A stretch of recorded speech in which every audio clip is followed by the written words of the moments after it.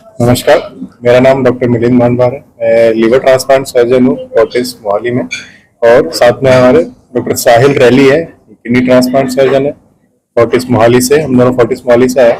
तो आज जो प्रेस कॉन्फ्रेंस का मकसद है, यहाँ पे जो हमने प्रेस कॉन्फ्रेंस रखी है, वो है ऑर्गन डोनेशन और ट्रांसप्लांट के related. Disease, mainly disease donor organ transplant. तो ये डिजीज डोनर ऑर्गन ट्रांसप्लांट क्या होता है? पहले तो जैसे कोई किसी मृतक व्यक्ति से ऑर्गन लेके किसी और पेशेंट में जिनको ऑर्गन की जरूरत है, मे बी किडनी हो गया, लीवर हो गया, पैंक्रियाज हो गया, उस ऑर्गन की जिनको जरूरत है उन वो ट्रांसप्लांट उसमें करना, इसको डिजीज डोनर ऑर्गन ट्रांसप्लांट बोलते हैं।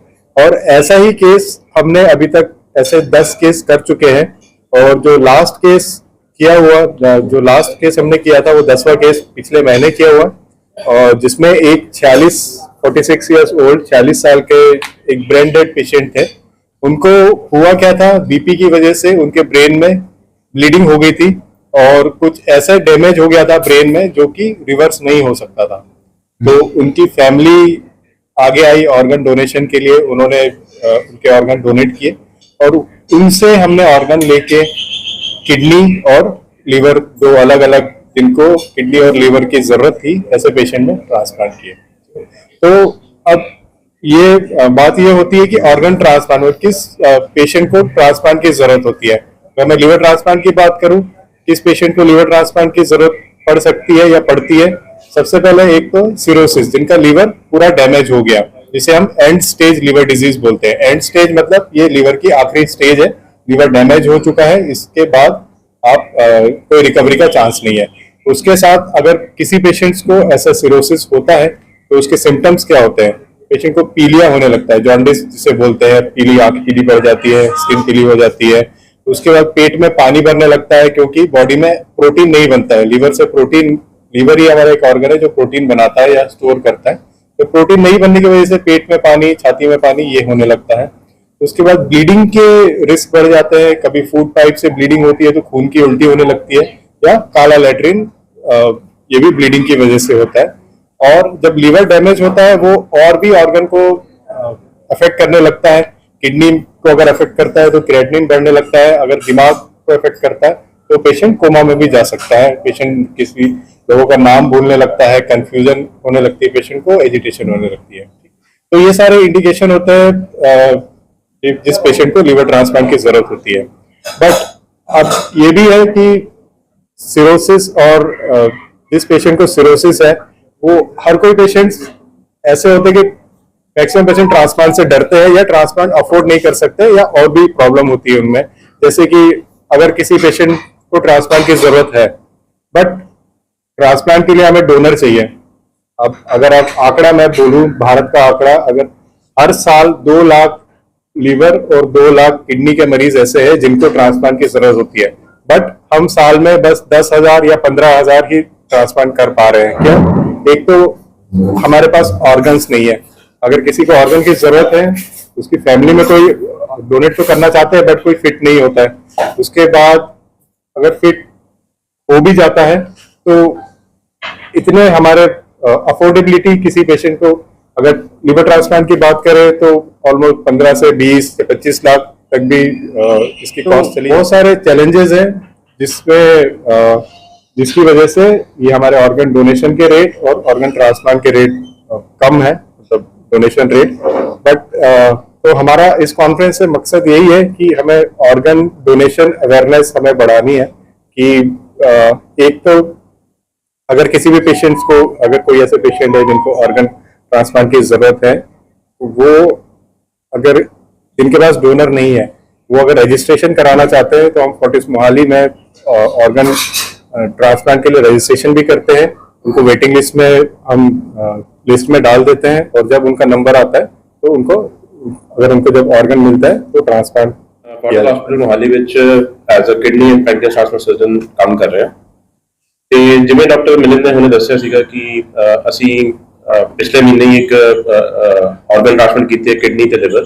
ਵੱਖ-ਵੱਖ ਲੋਕਾਂ ਦੇ ਕਿਡਨੀ ਤੇ ਇੱਕ ਦੀ ਕਿਡਨੀ ਟ੍ਰਾਂਸਪਲਾਂਟ ਹੋਈ, ਇੱਕ ਦਾ ਲਿਵਰ ਟ੍ਰਾਂਸਪਲਾਂਟ ਹੋਇਆ। ਐਂਡ ਇਹ ਜਿਹੜੇ ਅੰਗ ਨਿਕਲੇ ਸੀਗੇ ਇਹ ਇੱਕ ਬ੍ਰੇਨ ਡੈਡ ਵਿਅਕਤੀ ਤੋਂ ਨਿਕਲੇ ਸੀ, ਮਤਲਬ ਕਿ ਮ੍ਰਿਤਕ ਵਿਅਕਤੀ ਹੈ ਜਿਹਦਾ ਜਿਹੜਾ ਖੂਨ ਦਾ ਦੌਰਾ ਦਿਮਾਗ ਦਾ ਚਲਾ ਗਿਆ ਹੋਇਆ ਐਂਡ ਉਹਦਾ ਜਿਹੜਾ ਬਾਕੀ ਦਾ ਦੌਰਾ ਹਾਰਟ ਦਾ ਦੌਰਾ ਚੱਲ ਰਿਹਾ ਤੇ ਉਹਦੇ ਸਾਰੇ ਅੰਗ ਚੱਲ ਰਹੇ ਨੇ, ਫੇਫੜੇ ਕੰਮ ਕਰ ਰਹੇ ਨੇ, ਦਿਲ ਕੰਮ ਕਰ ਰਿਹਾ ਹੈ, ਕਿਡਨੀ, ਪੈਂਕ੍ਰੀਅਸ, ਲੀਵਰ ਸਾਰੇ ਕੰਮ ਕਰ ਰਹੇ, ਸਿਰਫ ਦਿਮਾਗ ਕੰਮ ਨਹੀਂ ਕਰ ਰਿਹਾ। ਦਿਮਾਗ ਕੰਮ ਨਹੀਂ ਕਰਨ ਦਾ ਮਤਲਬ ਇਹ ਹੈ ਕਿ ਉਹ ਦਿਮਾਗ ਡੈਡ ਹੋ ਚੁੱਕਾ, ਜਿਸ 'ਚ ਖੂਨ ਦਾ ਦੌਰਾ ਦਿਮਾਗ ਦਾ ਰੁਕ ਗਿਆ।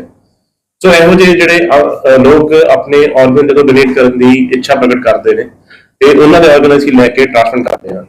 ਇਹੀ ਹੈਗੇ ਹੈ, ਇਹਨੇ ਕਹਿੰਦੇ ਡਿਜ਼ੀਜ਼ ਡੋਨਰ ਆਰਗਨ ਡੋਨੇਸ਼ਨ, ਇੱਥੋਂ ਹੀ ਨਿਕਲਦੇ ਨੇ। ਹੁਣ ਸਾਨੂੰ ਇਸ ਚੀਜ਼ ਦੀ ਲੋੜ ਕਿਉਂ ਹੈ ਸਾਡੇ ਇੱਥੇ, ਮਤਲਬ ਪੰਜਾਬ 'ਚ ਇਹਨਾਂ ਚੀਜ਼ਾਂ ਦੀ ਨਹੀਂ ਲੋੜ ਕਿਉਂ ਹੈ? ਕਿਉਂ ਅਸੀਂ ਬਾਰ-ਬਾਰ ਚੀਖ ਕੇ ਕਹਿ ਰਹੇ ਕਿ ਅੰਗਦਾਨ ਨੂੰ ਬੜਾਵਾ ਦਿੱਤਾ ਜਾਏ? ਰੀਜ਼ਨ ਇਹ ਹੈ ਕਿ ਸਾਡੇ ਜਿਹੜੇ ਇੱਥੇ ਟ੍ਰਾਂਸਪਲਾਂਟ ਦਾ ਰੇਟ ਹੈ ਬਹੁਤ ਘੱਟ ਹੈ।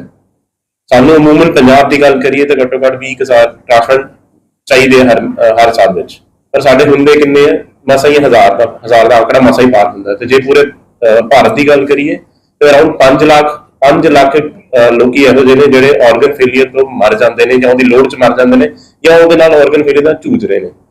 ਪਰ ਤੇ ਜਿਹੜੇ ਟ੍ਰਾਂਸਪਲਾਂਟ ਹੁੰਦੇ ਨੇ ਉਹ ਸਿਰਫ ਤੇ ਸਿਰਫ 2000 ਆਰਗਨਸ ਬ੍ਰੇਨ ਡੈਡ ਤੋਂ ਟ੍ਰਾਂਸਪਲਾਂਟ ਹੁੰਦੇ ਨੇ, ਤੇ ਬਾਕੀ ਦੇ ਜਿਹੜੇ ਆਰਗਨਸ ਹੈਗੇ ਆ ਉਹ ਲਿਵਿੰਗ ਡੋਨੇਸ਼ਨ ਤੋਂ ਟ੍ਰਾਂਸਪਲਾਂਟ ਹੁੰਦੇ ਨੇ। ਮਤਲਬ ਕਿ ਉਹਨਾਂ ਦਾ ਕੋਈ ਸਕਾ ਸੰਬੰਧੀ ਘਰ ਵਾਲਾ ਬੰਦਾ ਆ ਕੇ ਆਪਣੇ ਆਰਗਨ ਦਿੰਦਾ ਤੇ ਉਹ ਟ੍ਰਾਂਸਪਲਾਂਟ ਹੋ ਪਾਉਂਦੇ ਨੇ। ਪ੍ਰੋਬਲਮ ਇਹ 'ਚ ਕੀ ਆਉਂਦੀ ਹੈ ਕਿ ਜਿਹੜੇ ਅੰਗ ਨੇ ਸਿਰਫ ਤੇ ਸਿਰਫ ਲਿਵਰ ਤੇ ਕਿਡਨੀ ਅੱਜ ਦੀ ਡੇਟ 'ਚ ਟ੍ਰਾਂਸਪਲਾਂਟ ਹੋ ਪਾ ਰਹੀ ਹੈ, ਜਿਹੜੀ ਲਿਵਿੰਗ ਡੋਨਰ ਤੋਂ ਆਉਂਦੀ। ਮਤਲਬ ਇੱਕ ਜਿੰਦਾ ਜਾਗਦਾ ਵਿਅਕਤੀ ਆਪਣੇ ਜਦੋਂ ਅੰਗ ਦਾਨ ਕਰਦਾ ਹੈ ਉਦੋਂ ਟ੍ਰਾਂਸਪਲਾਂਟ ਹੁੰਦੇ ਨੇ, ਉਹ 'ਚ ਸਿਰਫ ਇੱਕ ਲਿਵਰ ਤੇ ਕਿਡਨੀ ਨਿਕਲ ਕੇ ਆਉਂਦੀ ਹੈ। ਤਾਂ ਜਿਹੜੇ ਬਾਕੀ ਅੰਗ ਨੇ, ਜਿਵੇਂ ਹਾਰਟ ਹੈ, ਹਾਰਟ ਦਾ ਟ੍ਰਾਂਸਪਲਾਂਟ ਜੇ ਕਰਨਾ ਹੈ ਤਾਂ ਸਿਰਫ ਮ੍ਰਿਤਕ ਵਿਅਕਤੀ ਹੀ ਹਾਰਟ ਦੇਗਾ ਤਾਂ ਹੀ ਉਹ ਟ੍ਰਾਂਸਪਲਾਂਟ ਹੋ ਸਕਦਾ ਹੈ। ਜਿੰਦੇ ਵਿਅਕਤੀ ਦਾ ਹਾਰਟ ਕੱਟ ਅਸੀਂ ਟ੍ਰਾਂਸਪਲਾਂਟ ਨਹੀਂ ਕਰ ਸਕਦੇ। ਉਵੇਂ ਗੱਲ ਕਰੀਏ ਪੈਂਕ੍ਰੀਅਸ ਦੀ, ਜਿਹੜਾ ਪੈਂਕ੍ਰੀਅਸ ਇੱਕ ਇਹੋ ਜਿਹਾ ਆਰਗਨ ਹੈ ਜਿਹੜਾ ਸ਼ੂਗਰ ਕੰਟਰੋਲ ਕਰਦਾ ਹੈ, ਉਹਦਾ ਵੀ ਜੋ ਆਰਗਨ ਨਿਕਲਦਾ ਹੈ ਉਹ ਇੱਕ ਬ੍ਰੇਨ ਡੈਡ ਵਿਅਕਤੀ ਤੋਂ ਨਿਕਲਦਾ ਹੈ। ਲਾਈਵ ਵਿਅਕਤੀ, ਜਿੰਦਾ ਵਿਅਕਤੀ ਉਹ ਆਪਣਾ ਆਰਗਨ ਨਹੀਂ ਦੇ ਸਕਦਾ। ਸਿਮਿਲਰਲੀ ਫੇਫੜਿਆਂ ਦੀ ਗੱਲ ਕਰੀਏ, ਫੇਫੜੇ ਵੀ ਇੱਕ ਮ੍ਰਿਤਕ ਵਿਅਕਤੀ ਤੋਂ ਨਿਕਲ ਸਕਦੇ ਆ, ਜਿੰਦਾ ਵਿਅਕਤੀ ਫੇਫੜੇ ਦਾਨ ਨਹੀਂ ਕਰ ਸਕਦਾ। ਤੇ ਜੇ ਇੱਕ ਬੰਦਾ ਵੀ, ਇੱਕ ਮ੍ਰਿਤਕ ਵਿਅਕਤੀ ਆਪਣੇ ਆਰਗਨ ਡੋਨੇਟ ਕਰਨ ਦੀ ਗੱਲ ਕਰਦਾ, ਤੁਸੀਂ ਸਕਰੀਨਾਂ ਤੇ ਦੇਖ ਸਕਦੇ ਹੋ, ਇੱਕ ਵਿਅਕਤੀ 83 ਲੋਕਾਂ ਨੂੰ ਨਵੀਂ ਜ਼ਿੰਦਗੀ ਦੇ ਸਕਦਾ ਹੈ, ਜਿਹਦੇ ਵਿੱਚੋਂ 8 ਆਰਗਨਸ ਨੇ ਜਿਹੜੇ ਐਸੈਂਸ਼ੀਅਲ ਹੈ ਲਾਈਫ ਵਾਸਤੇ। ਉਹਦੇ ਵਿੱਚ ਹਾਰਟ ਹੈ, ਲਿਵਰ ਹੈ, ਪੈਂਕ੍ਰੀਅਸ ਹੈ, 2 ਕਿਡਨੀਜ਼ ਹੈ, ਇੰਟੈਸਟਾਈਨ ਹੈ, ਸਮਾਲ ਇੰਟੈਸਟਾਈਨ, ਲਾਰਜ ਇੰਟੈਸਟਾਈਨ। ਇਸ ਤੋਂ ਇਲਾਵਾ ਕੋਈ 75 ਤਰ੍ਹਾਂ ਦੇ ਟਿਸ਼ੂ ਹੈ ਜਿਹੜੇ ਟ੍ਰਾਂਸਪਲਾਂਟ ਕੀਤੇ ਜਾ ਸਕਦੇ। ਉਹਦੇ ਵਿੱਚੋਂ ਕੋਰਨੀਆਸ ਹੈਗੇ ਆ, ਅੱਖਾਂ ਦਾਨ ਕਰਦੇ, ਅੱਖਾਂ 'ਚੋਂ ਕੋਰਨੀਆ ਟਿਸ਼ੂ ਹੈ ਦਾਨ ਹੁੰਦਾ। ਉਹਦੇ ਇਲਾਵਾ ਹਾਰਟ ਦੀਆਂ ਵੈਲਵਸ ਹੁੰਦੀਆਂ ਜਿਹੜੀ ਦਾਨ ਹੁੰਦੀਆਂ, ਸਕਿਨ ਦਾਨ ਹੁੰਦੀ ਹੈ, ਬੋਨਸ ਦਾਨ ਹੁੰਦੇ, ਹੱਡੀਆਂ ਦਾਨ ਹੁੰਦੀਆਂ, ਹੱਡੀਆਂ 'ਚ ਵੱਖ-ਵੱਖ ਮਾਸਪੇਸ਼ੀਆਂ ਹੁੰਦੀਆਂ, ਟੈਂਡਨ ਹੁੰਦੇ, ਉਹ ਸਾਰਾ ਕੁਝ ਦਾਨ ਕੀਤਾ ਜਾਂਦਾ। ਸੋ ਇੱਕ ਵਿਅਕਤੀ ਜੇ ਮਰਨ ਉਪਰੰਤ ਆਪਣੇ ਆਰਗਨ ਸ਼ੇਅਰ ਕਰਨ ਦੀ ਇੱਛਾ ਵਿਅਕਤ ਕਰਦਾ ਤੇ ਉਹ ਇੱਕ ਵਿਅਕਤੀ ਘੱਟੋ ਘੱਟ ਨਹੀਂ ਤੇ 83 ਲੋਕਾਂ ਦੀ ਜ਼ਿੰਦਗੀ ਬਦਲਣ ਦੀ ਹਿੰਮਤ ਰੱਖਦਾ ਹੈ। ਉਹ 83 ਲੋਕਾਂ 'ਚੋਂ 8 ਲੋਕ ਇਹੋ ਜਿਹੇ ਹੋਣਗੇ ਜਿਨ੍ਹਾਂ ਨੂੰ ਇਮੀਡੀਏਟ ਟ੍ਰਾਂਸਪਲਾਂਟ ਦੀ ਲੋੜ ਹੈ, ਜਿਨ੍ਹਾਂ ਨੂੰ ਜੇ ਆਰਗਨ ਨਹੀਂ ਮਿਲਦਾ ਉਹ ਮਰ ਜਾਣਗੇ। ਬਾਕੀ 75 ਲੋਕ ਇਹੋ ਜਿਹੇ ਹੋਣਗੇ ਜਿਨ੍ਹਾਂ ਦੇ ਕੁਝ ਚੀਜ਼ਾਂ ਚੇਂਜ ਹੋ ਜਾਣਗੀਆਂ, ਜਿਵੇਂ ਕਿਸੇ ਦੇ ਹੱਥ ਕੱਟੇ ਗਏ ਹੱਥ ਟ੍ਰਾਂਸਪਲਾਂਟ ਹੋ ਜਾਂਦੇ ਆ, ਬਾਂਹ ਕੱਟੀ ਗਈ ਬਾਂਹ ਟ੍ਰਾਂਸਪਲਾਂਟ ਹੋ ਜਾਂਦੀ ਹੈ, ਲੱਤਾਂ ਕੱਟੀਆਂ ਲੱਤਾਂ ਟ੍ਰਾਂਸਪਲਾਂਟ ਹੋ ਸਕਦੀਆਂ। तो जो लोग अगे बढ़ के आएंगे ताइयों असीं इस चीज़ नूं अगे लैके जा सकांगे। हथ ट्रांसफर करने हरे साडे इत्थे पंजाब च फैसिलिटी अवेलेबल नहीं है, हाले सिर्फ साउथ में फैसिलिटी अवेलेबल है, पर जे आपां अगे आवांगे तो ये सारियां फैसिलिटियां आपां पंजाब च भी लै सकदे हां।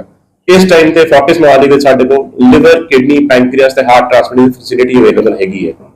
और ये जो अंग निकल गए अंग मेजोरिटी असीं चाहते हैं कि अंग मृतक व्यक्ति को निकलन, ताकि कोई भी व्यक्ति जो मर रहा है वो अपने अंग बर्बाद ना करे, जाते जाते किसी का होर दा भला कर जाए, किसी को नवी जिंदगी दे जाए। असीं तुहाडे थ्रू सारे थ्रू असीं यही मैसेज पहुंचाना चाहते हैं, जनता तक ये मैसेज पहुंचाना चाहते हैं कि ये काम नूं बढ़ावा लगता कि शायद अगले दिन साडा ऑर्गन नहीं मिलूगा सानूं जिहड़ा असीं डोनेट कर दांगे।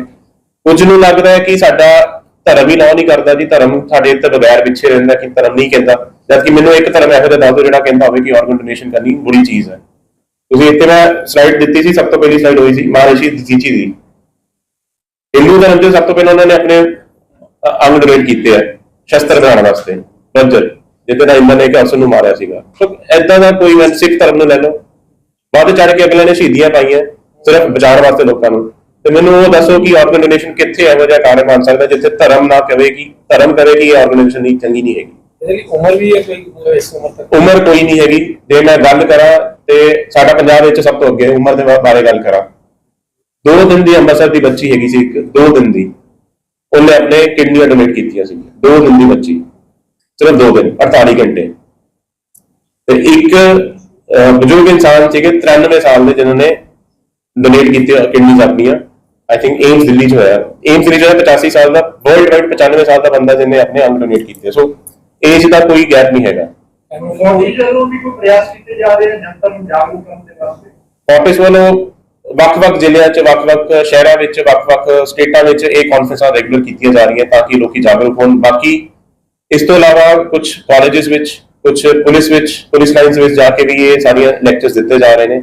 ਇਸ ਤੋਂ ਇਲਾਵਾ ਗਵਰਨਮੈਂਟ ਦੇ ਨਾਲ ਬਹਿ ਕੇ ਵੀ ਕੁਝ ਵਾਰਤਾਲਾਪ ਕੀਤੀ ਜਾ ਰਹੀ ਹੈ। ਗਵਰਨਮੈਂਟ ਐਂਡ ਤੋਂ ਵੀ ਕਾਫੀ ਐਕਟੀਵਿਟੀ ਚਾਲੂ ਹੋਈ ਹੈ ਐਂਡ ਸੋਟੋ ਐਕਟੀਵੇਟ ਹੋਈ ਸੀਗੀ ਪਟਿਆਲਾ ਦੇ ਵਿੱਚ ਜਿਹੜੀ ਬਣੀ ਹੈ, ਉਹ ਇਸ ਟਾਈਮ ਤੇ ਸਾਰੀ ਐਕਟੀਵਿਟੀ ਨੂੰ ਲੀਗਲੀ ਵੀ ਪ੍ਰੋਸੀਡ। ਤੁਹਾਡੇ ਮਾਧਿਅਮ ਰਾਹੀਂ ਅਸੀਂ ਜਨਤਾ ਨੂੰ ਇਹੀ ਸੰਦੇਸ਼ ਦੇਣਾ ਚਾਹੁੰਦੇ ਹਾਂ ਕਿ ਆਰਗਨ ਡੋਨੇਸ਼ਨ ਨੂੰ ਲੈ ਕੇ ਅੱਗੇ ਆਉਣ, ਵੱਧ ਚੜ ਕੇ ਅੱਗੇ ਆਉਣ ਐਂਡ ਜਿੱਦਾਂ ਆਈ ਡੋਨੇਸ਼ਨ 'ਚ ਅਸੀਂ ਅੱਗੇ ਆ, ਆਰਗਨ ਡੋਨੇਸ਼ਨ 'ਚ ਵੀ ਸਭ ਤੋਂ ਅੱਗੇ ਹੋਈਏ। ਅਸੀਂ ਅੱਜ ਦੀ ਡੇਟ 'ਚ ਸੂਬੇ ਦੀ ਗੱਲ ਕਰੀਏ, ਸਾਡਾ ਸੂਬਾ ਸਭ ਤੋਂ ਪਿੱਛੇ ਆਰਗਨ ਡੋਨੇਸ਼ਨ ਦੇ ਵਿੱਚ, ਤੇ ਸਭ ਦੇ ਸੂਬੇ ਜਿਹੜੇ ਕਰਨਾਟਕਾ, ਕੇਰਲਾ, ਤੇਲੰਗਾਨਾ ਹੈਗੇ ਉਹ ਸਭ ਤੋਂ ਅੱਗੇ ਨੇ ਸਾਡੇ ਤੋਂ। ਉਹ ਸਭ ਤੋਂ ਜ਼ਿਆਦਾ ਡੋਨੇਸ਼ਨ ਕਰਦੇ ਨੇ, highest donation number of donation ਆਉਂਦੀ ਹੈ, ਸਾਡੇ ਇੱਥੋਂ ਇੱਕ ਅੱਧੀ ਹੁੰਦੀ ਹੈ। ਵੱਧ ਚੜ ਕੇ ਅੱਗੇ ਆਉਣ ਤਾਂ ਕਿ ਅਸੀਂ ਹੋਰ ਇਸ ਚੀਜ਼ ਨੂੰ ਇੰਪਰੂਵ ਕਰ ਸਕੀਏ, ਲੋਕਾਂ ਨੂੰ ਹੋਰ ਸਹੂਲਤ ਦੇ ਸਕੀਏ ਐਂਡ ਲੋਕਾਂ ਨੂੰ ਜੀਵਨਦਾਨ ਦੇ ਸਕੀਏ।